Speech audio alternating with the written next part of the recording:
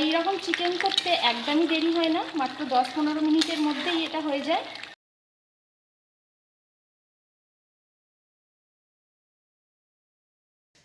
Chicken কিভাবে সহজে বানাবেন সেটাই আজকে আমি দেখাবো। তো 1.5 কেজি চিকেন নিয়ে নিয়েছি। চিকেনের মধ্যে আমি এখন সব কিছু মাখিয়ে নেব। পেঁয়াজ দিয়ে দিলাম, এখানে আমি 5টা বড় সাইজের পেঁয়াজ নিয়েছি। 1 চামচ হলুদ দিয়ে দিলাম, 1 চামচ লঙ্কা দিয়ে দিলাম, পরিমাণ মতো লবণ দিয়ে দিচ্ছি, সরষের তেলটা একটু বেশি করেই দিয়ে দিচ্ছি। এবার সব শুদ্ধ আমি ভালো করে মাখিয়ে নেব। মাখিয়ে নিয়ে আমি 1 ঘন্টা ম্যারিনেট করে রেখে দেব।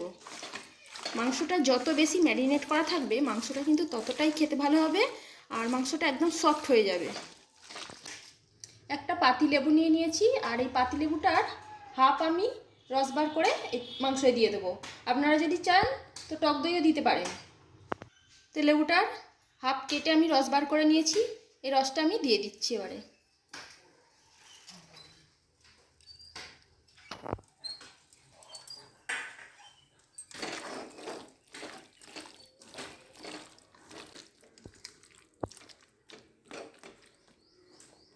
চিকেনটা আমি এখন চাপা দিয়ে রেখে দিচ্ছি, আর এটা আমি ফ্রিজে রাখবো। ডিপ ফ্রিজে না, এমনি নর্মাল ফ্রিজে রেখে দেবো। তো বন্ধুরা, মাংসটা ম্যারিনেট করা 1 ঘন্টা হয়ে গেছে, আর বলেইছিলাম যে এই মাংসটা খুব তাড়াতাড়ি হয়ে যাবে। আজকে মাংসের জন্য আমি এই উপকরণগুলি নিয়ে নিয়েছি। এখানে একটা টমেটো, একটা ক্যাপসিকাম, আদা রসুন জিরে একসঙ্গে পেস্ট করে নিয়েছি, ধনেপাতা কুচিয়ে নিয়েছি, আর কিছু গরম মশলা নিয়েছি। এখানে এলাচ, দারচিনি আর লবঙ্গ আছে। কড়ার মধ্যে আমি তেল গরম করতে দিয়ে দিলাম। তো তেলটা গরম হয়ে গেছে, ক্যাপসিকামগুলো দিয়ে দিলাম, মশলাগুলো তেলের মধ্যে দিয়ে দিচ্ছি।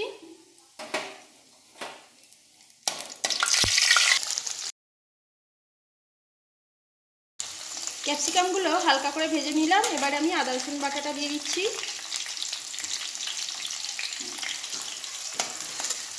দেড় চামচের মতন আদা রসুন বাটা দিলাম।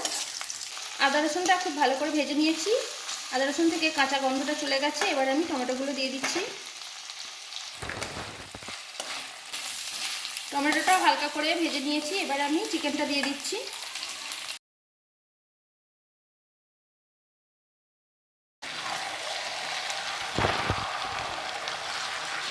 চিকেনের মধ্যে তো আগে থাকতেই সব কিছুই মাখানো আছে, তাই আর কিছুই দেবো না। নুনটা অবশ্যই টেস্ট করে দিতে হবে। এবার আমি এটা চাপা দিয়ে দেবো।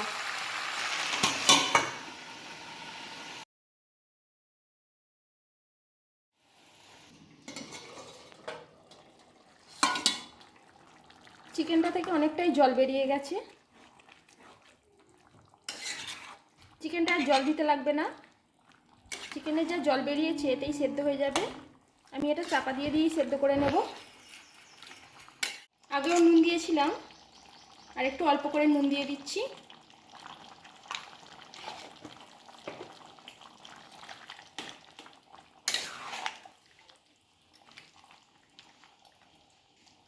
চিকেনটা থেকে একটা খুব সুন্দর সুগন্ধ বেরিয়েছে, যেহেতু এতে গোটা গরম মশলা দেওয়া আছে, ক্যাপসিকাম দেওয়া আছে, সব কিছু মিলিয়ে খুব সুন্দর একটা সুগন্ধ বেরিয়েছে। চিকেনটা আবার আমি চাপা দিয়ে দিচ্ছি।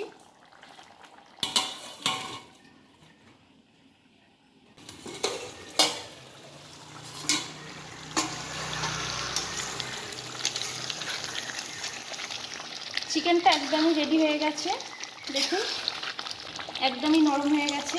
এবার আমি ধনেপাতা কুচিটা দিয়ে দিচ্ছি।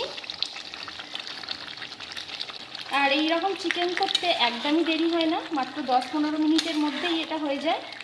চাপা দিয়ে জাস্ট সেদ্ধ করে নেওয়া, সমস্ত মশলা মাখিয়ে, তাহলেই একটা অসাধারণ চিকেন রেডি হয়ে গেল পুরো। আর সবশেষে একটু ঘি দিয়ে দিচ্ছি, ঘিটা দিলে এর স্বাদটা আরও দ্বিগুণ হয়ে যায়। তো বন্ধুরা, আজকের রেসিপিটা যদি ভালো লাগে তাহলে প্লিজ আমার চ্যানেলটিকে লাইক, শেয়ার এবং সাবস্ক্রাইব করে আমার পাশে অবশ্যই থাকবেন।